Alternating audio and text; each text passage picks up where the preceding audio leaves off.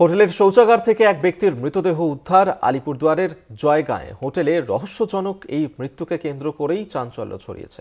স্থানীয় সূত্রে খবর, হীরালাল সাহানি নামে এক ব্যক্তি বুধবার জয়গাঁর এক হোটেলে আসেন। রাতে তার দেহ উদ্ধার হয় হোটেলেরই শৌচালয় থেকে। পুলিশ সূত্রে খবর, ওই ব্যক্তি ভুটানে কর্মরত থাকলেও তিনি জয়গাঁরই ১ নম্বর ওয়ার্ডের বাসিন্দা এবং তারই দেহ উদ্ধার হয়েছে। রহস্যজনক এই মৃত্যুকে কেন্দ্র করেই চাঞ্চল্য ছড়িয়েছে সেখানে। হোটেলের শৌচাগারে উদ্ধার করা হয়েছে এক ব্যক্তির মৃতদেহ। হীরালাল সাহানি নামে এক ব্যক্তি বুধবার ওই হোটেলে ওঠেন এবং যেমনটা জানা যাচ্ছে তারপরই ওই হোটেলের শৌচাগার থেকে তার দেহ পাওয়া যায়। হোটেলের শৌচাগার থেকে এক ব্যক্তির মৃতদেহ উদ্ধার। আলিপুরদুয়ারের জয়গাঁয়ে হোটেলের রহস্যজনক মৃত্যুকে ঘিরেই ব্যাপক চাঞ্চল্য ছড়ায়। স্থানীয় সূত্রে খবর, হীরালাল সাহানি নামে এক ব্যক্তি বুধবার জয়গাঁন এক হোটেলে আসেন। তারই দেহ উদ্ধার করা হয় হোটেলের শৌচাগার থেকে।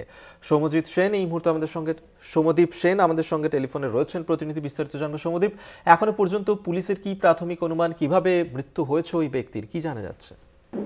দেখো, ওই ব্যক্তি কিন্তু সেদিনই ভুটান থেকে ফিরে আসে এবং তিনি হোটেলে জানায় যে তার পরিবার জয়গাঁতে নেই, তারা বিহারে গেছে, এই জন্য তিনি এক রাতের জন্য হোটেলে থাকবেন। এরপরে কিন্তু সেদিন রাতে তার দেহ শৌচাগার থেকে উদ্ধার হয়। প্রাথমিক তদন্তে যেটা জানা গেছে, বিষক্রিয়ায় কিন্তু তার মৃত্যু হতে পারে।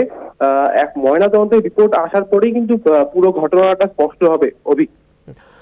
সৌম্যদীপ, সেক্ষেত্রে এই যে ব্যক্তি, সে স্থানীয় সেখানেই থাকতো, জয়গাঁরই সে বাসিন্দা যেমনটা জানা যাচ্ছে, এবং সেক্ষেত্রে এখনো পর্যন্ত তার পরিবারের সঙ্গে কি যোগাযোগ করা হয়েছে? তার পরিবারের তরফ থেকে কোনো রকম অভিযোগ?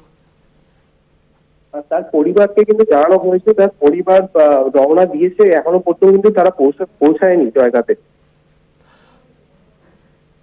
সৌম্যদীপ সেন আমাদের সঙ্গে টেলিফোনে ছিলেন প্রতিনিধি।